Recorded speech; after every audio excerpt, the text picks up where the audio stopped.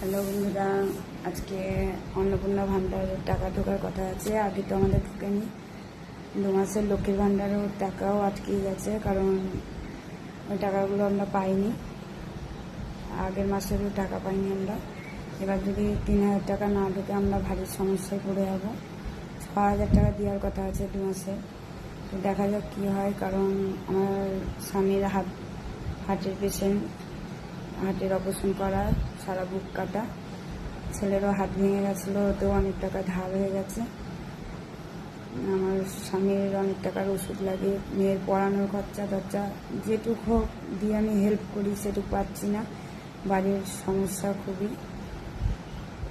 প্রচণ্ড সমস্যায় পড়েছে। আমার তো আজকে সারাদিন টেনশন হচ্ছে আর হাত পা কাঁপছে। আমার তো নার্ভের দোষ আছে, হাত পা কাঁপছে, কি জানি টাকা পাবো কিনা। যদি না পাই আমি ভারী সমস্যায় পড়বো। তোমরা একটু দেখো।